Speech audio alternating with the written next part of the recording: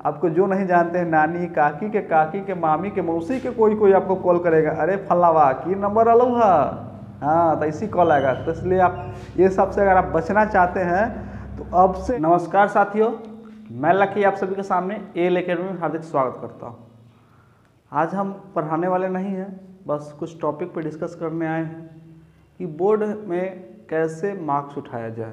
और आपका अंतिम पल है, नवंबर मान लीजिए बीत गया, दिसंबर और फरवरी से आप लोग का एग्ज़ाम स्टार्ट हो जाएगा, ठीक है। और एक और नवंबर तो आपको मान लीजिए दीपावली और छठ में ही चला जाएगा। तो आप लोग कैसे तैयारी कीजिए, 2 महीना है, 2 महीना में आप लोग आँख मूंद के आप जितना भी पढ़े हैं उसको तो कंटिन्यू करते रहिए, ठीक है। सिलेबस अपना पूरा कीजिए और पीछे का चैप्टर 1 से रिवीजन करना स्टार्ट कीजिए, नहीं तो समय ख़त्म हो जाएगा, पता नहीं चलेगा। 2 महीना ख़त्म होने में ऐसे ही नहीं पता चलेगा, ठीक है। इसलिए बोल रहे हैं आप पीछे का जितना भी चैप्टर पढ़ा है, जैसे रियल नंबर हो गया, क्वाड्रेटिक इक्वेशन हो गया, अलजेब्रा हो गया, बहुत तरह तरह का चैप्टर है, वो सब पढ़ाए। ट्रिगो हो गया, हाइट एंड डिस्टेंस हो गया, इस सब को बनाइए। और इसको बनाने के बाद जब जैसे मान लीजिए एक चैप्टर बनाइए, जैसे रियल नंबर बनाइएगा, तो उसका प्रीवियस 10 साल का आप उसका PYQ कर लीजिए, प्रीवियस 10 साल का क्वेश्चन पेपर बना लीजिए, पूरा एकदम एक क्वेश्चन बना लीजिए, कैसे हुआ क्यों हुआ। अब आपका किताबी नॉलेज काम नहीं देगा ज़्यादा, अब आपको टेक्निक से पढ़ना पड़ेगा, ठीक है। और डीप में भी अब ज़्यादा नहीं पढ़ना है, डीप में पढ़ने का अब समय नहीं रहा। NCERT उठाइए और उससे रिवीजन करना स्टार्ट कीजिए। और पिछले 10 साल का PYQ कर लीजिए। जैसे मान लीजिए हम रियल नंबर पढ़ें, ठीक है, रियल नंबर पढ़ें और रियल नंबर पढ़े हैं तो 10 साल का PYQ कर लो इसको, फिर प्रीवियस ईयर क्वेश्चन बना लो। अच्छा, प्रीवियस ईयर क्वेश्चन बनाइएगा तो क्या फंसेगा? कभी नहीं फंसेगा। आपको जिस चैप्टर से डर लग रहा है, जिस चैप्टर से, जैसे मान लीजिए बहुत बच्चा का मेंसुरेशन से डर लगता रहता है, तो मेंसुरेशन का PYQ बना लो, कोई दिक्कत नहीं है, आराम से। और आप CBSE बोर्ड से है तो लिखना आपको पड़ेगा एग्जाम में। अगर आप एग्जाम में नहीं लिख रहे हैं तो आपको नंबर नहीं देगा, ठीक है। आपको जितना स्टेप लिखिएगा। हाँ, और एक और बात बताते हैं, बहुत बच्चे को पता है कि सर हमको लिखने नहीं आ रहा है, क्या करें? तो बुआ लिखना तो आपको अभी से आदत डालना पड़ेगा, ठीक है। वो इसमें नहीं कि बहुत बच्चा लिखने के चक्कर में रटिए लेता है, रटना भी नहीं है, अपने मर्जी से ही बना के लिखो, एकदम साफ सुथरा फ्रेश में लिखो। क्वेश्चन ज्योमेट्री का है चाहे ट्रिगो का है, फिगर बना के ही लिखिएगा। अगर आप फिगर बना के लिख रहे हैं तो आपको नंबर मिलेगा, नहीं तो 1-2 नंबर कहीं ना कहीं घसका ही देगा, ठीक है। इसलिए बोले हैं। अब मान लो SST है, SST का बहुत अथाह सिलेबस है। SST का क्या सिलेबस है? अथाह। हिस्ट्री है, ज्योग्राफी है, पॉलिटी है, इकोनॉमिक्स है। भाई इतना तो हम नहीं पढ़ सकते। अगर रिवीजन करने का भी बात करते हैं तो हिस्ट्री का रिवीजन करने जाएंगे तो ज्योग्राफी बोलेंगे, ज्योग्राफी का करने जाएंगे तो पॉलिटी बोलेंगे, पॉलिटी का रिवीजन करने जाएंगे तो इकोनॉमिक्स बोलेंगे। इससे अच्छा है कि आप एग्जाम आइडिया ले लीजिए। एग्जाम आइडिया लेने का मन नहीं है तो गूगल पे जाइए, 10 साल का प्रीवियस ईयर डाउनलोड कीजिए और 200 साल का प्रीवियस ईयर को डिस्कशन कर लीजिए, ठीक है। ये स्टोरी जान जाइए, इसमें क्या है और इसमें क्या है। अगर आपको स्टोरी मालूम रहेगा तो आप क्या इसको डील नहीं कर सकते? कर सकते हैं कि नहीं डील कर सकते हैं? आराम से कर सकते हैं। हिस्ट्री पूरा कहानी से भरा पड़ा है, पॉलिटी भी पूरा कहानी से भरा पड़ा है। इकोनॉमिक्स में मान लेते हैं कहानी नहीं है तो इकोनॉमिक्स में क्वेश्चन समझ लीजिए, ज्योग्राफी में भी क्वेश्चन समझ लीजिए। अगर आप अभी से भी PYQ बनाना स्टार्ट करते प्रीवियस ईयर, रोज़ अगर 2-2 ही क्वेश्चन बनाते, हम उम्मीद ज़्यादा नहीं करते हैं, 2 महीना समय बचा, 2 महीना समय यानी मोटा मोटी मान के चलो आपके पास मात्र 60 दिन बचा। कहिएगा कि सर नवंबर भी तो बचा हुआ है ना, फरवरी का भी तो कुछ महीने बचा हुआ। तो हम मान लेते हैं कि नवंबर आप पूरा दीपावली छठ में ख़त्म कर दिए और बाकी दिन बच गया तो समझ लेते हैं कि आप बीमार पड़ गए, नानी यहाँ चले गए, नाना यहाँ चले गए, जिससे मिलने था उससे मिलने चले गए। लेकिन एग्जैक्ट हम मान के चलते हैं आपके पास छुट्टी काट के सब चीज़ काट के 60 दिन है। रोज़ 2-2 भी क्वेश्चन अगर आप कर रहे हैं PYQ, आपके लिए ये इतना अच्छा कर देगा कि एग्जाम में जब बैठिएगा ना तो हाथ कांपेगा नहीं।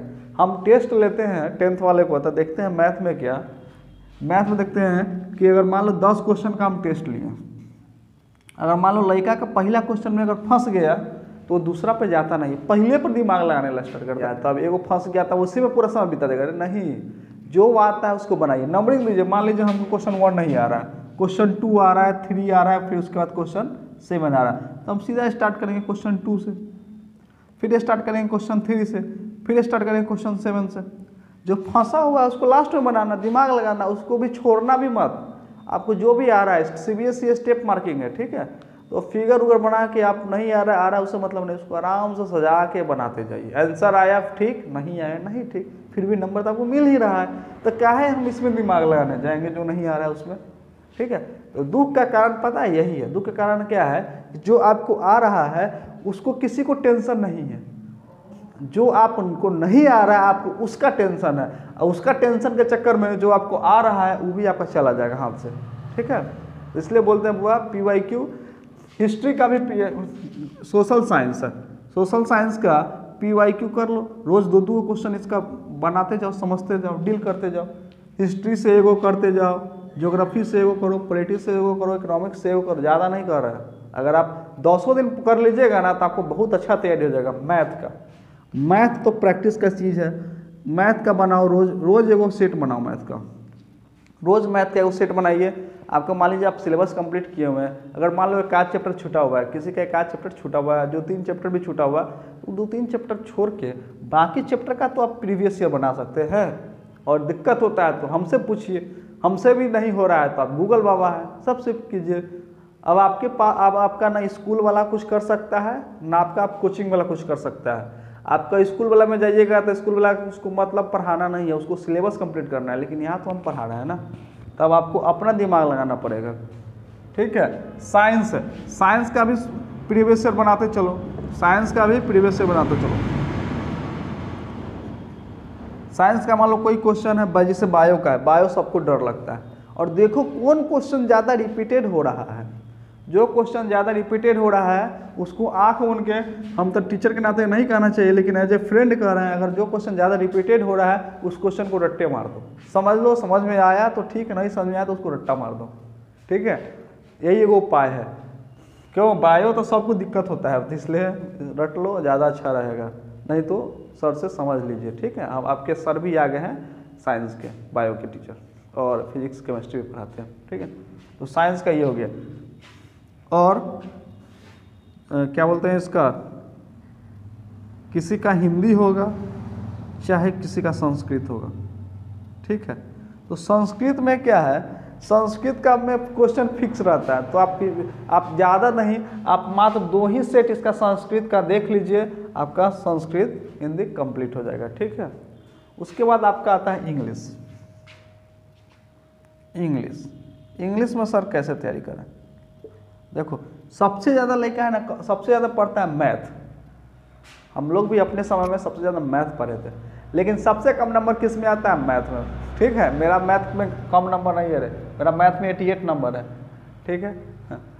और सबसे ज़्यादा क्या पढ़ता है, मैथ, तो सबसे कम आता है मैथ में, लेकिन सबसे कम पढ़ता है क्या, सोशल साइंस, और सबसे कम पढ़ता है इंग्लिश, पढ़ता ही नहीं है। लेकिन जब देखिएगा ना रिजल्ट आएगा तो आपको सबसे ज़्यादा मार्क्स इंग्लिश में ही होगा, नहीं तो सोशल साइंस में ही होगा, ठीक है। इसके पीछे का रीज़न क्या है बताते हैं। सोशल साइंस में स्टोरी है, ठीक है, सोशल साइंस में स्टोरी है। मैथ में जो आता है तभी मिलेगा मार्क्स, नहीं आता है तो नहीं मिलेगा, स्टेप मार्किंग कहीं ना कहीं काट लेता है। लेकिन सोशल साइंस में वो बात नहीं है, सोशल साइंस में स्टोरी है।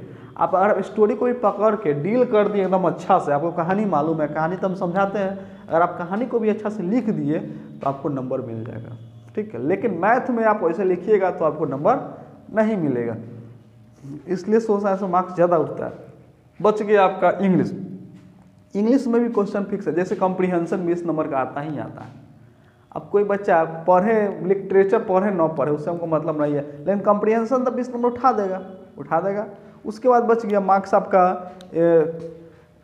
अथी में लेटर आ गया, लेटर आता है, लेटर नहीं आता है तो एप्लीकेशन आता है, एप्लीकेशन नहीं आता है तो ईमेल राइटिंग आता है, वो आता है। वो तीनों में से एगो पढ़ लो, बात खत्म। तीनों में से पढ़ना है क्या, उसका फॉर्मेट ध्यान में रख लो कि हाँ ईमेल आएगा तो ऐसे लिखेंगे, लेटर आएगा तो ऐसे लिखेंगे, एप्लीकेशन आएगा तो ऐसे लिखेंगे। अब जिस पे आता है, किसको पत्र लिखना है, किसको कोई हम लोग के समय पूछ दिया था कि घड़ी हेरा गया, उस पर नोटिस लिख देना है, तो लिख दो, ठीक है। फॉर्मेट खाली उस पर ध्यान रख लो। उसके बाद बच गया आपके बुक से मात्र 20 नंबर का आता है। बुक से कितना नंबर का आता है, 20 नंबर का। तो वो भी PYQ से आप प्रीवियस ईयर क्वेश्चन बना लीजिए 20 नंबर का, जो आपका बुक से आ रहा है, वो भी क्वेश्चन फिक्स ही है लगभग। तो मान लो अगर आप 5 साल का भी बना लेते हैं, रोज अभी से भी एक एक क्वेश्चन अगर रोज आप पढ़ लेते हैं, ठीक है, ज़्यादा दिन एक एक क्वेश्चन ही पढ़ लेते हैं, तो क्या आपका लिटरेचर का पार्ट नहीं कंप्लीट हो जाएगा? आराम से कंप्लीट हो जाएगा, बोलिए, हो जाएगा आराम से उसे।